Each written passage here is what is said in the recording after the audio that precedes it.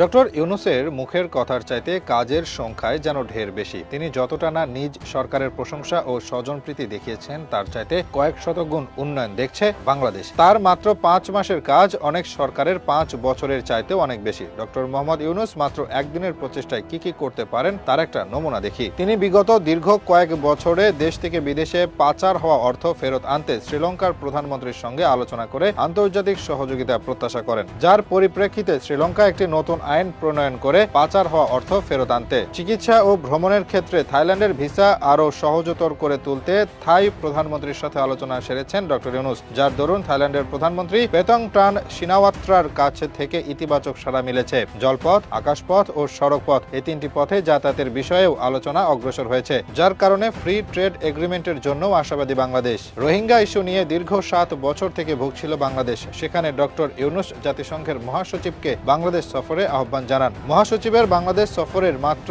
1.5 মাসের মাঝেই মিয়ানমার তাদের রোহিঙ্গা সম্প্রদায় ফেরত নিতে কাজ শুরু করেছেন।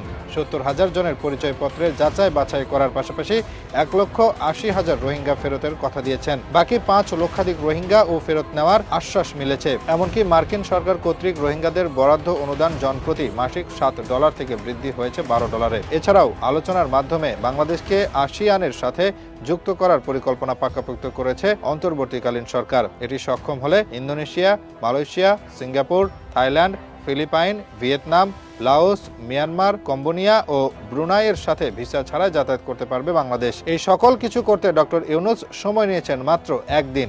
এর বাইরেও তিনি যে সকল কাজ করেছেন তার লিস্টও ছোট নয়। তিনি চীন সফরে গিয়ে চীনের সাথে বাণিজ্যিক সম্পর্কের উন্নতি ঘটান। তার আলোচনার মাধ্যমে চীনে শুল্ক মুক্তভাবে 2028 সাল পর্যন্ত বাণিজ্যের সুযোগ লাভ করে বাংলাদেশ এবং 12,000 কোটি টাকা ব্যয়ে 4টি মহাসাগরীয় কার্গো শিপ ক্রয় ও 10,000 কোটি টাকার তিস্তা ব্যারেজ তৈরি এবং বাংলাদেশকে বিশেষ অর্থনৈতিক অঞ্চল হিসেবে গড়ে তুলতে $1 ট্রিলিয়ন চুক্তির সহ বেজিং এর কাছে 50 বছরের পরিকল্পনার ব্যবস্থা এবং চীন সরকারের 15,000 কোটি টাকা অর্থ বিনিয়োগে রংপুরে 1000 শয্যা বিশিষ্ট হাসপাতাল তৈরি ও উন্নত মেডিকেল কলেজ প্রতিষ্ঠার চুক্তি লাভ করেন। এই সকল কিছু ঘটে মাত্র একটি চীন সফরে। তবে এখানে শেষ নয়। ফারাক্কা সমস্যার সমাধানে এর ভাটিতে 1700 কোটি টাকা ব্যয়ে 25 কিলোমিটার স্থায়ী বাঁধ নির্মাণ, সরকারি হস্তক্ষেপে সৌদি আরবের বিভিন্ন স্থানে যাতায়াতে বিমান ভাড়ার 75% কমিয়ে আনা, বাংলাবান্ধা ল্যান্ডপোর্ট ব্যবহার করে নেপালে 231 মেট্রিক টন আলু রপ্তানি, লোডশেডিং পাওয়ার কমাতে আদানি পাওয়ার কোম্পানির সাথে পুরোদমে বিদ্যুৎ সরবরাহের নতুন চুক্তি করা, ঢাকাতে অস্ট্রেলিয়ার স্বরাষ্ট্রমন্ত্রীর হোম অফিস খোলা ও তার নেতৃত্বের প্রতি মালয়েশিয়া সরকারের সমর্থন লাভ, এই সকল কিছুও ডক্টর ইউনূসের কৃতিত্ব। এছাড়া শুধু মার্চ মাসের প্রথম 26 তারিখ পর্যন্ত বাংলাদেশে $2.94 কোটি বিদেশি রেমিটেন্স আনতে সাহায্য করেছেন, যা সংখ্যায়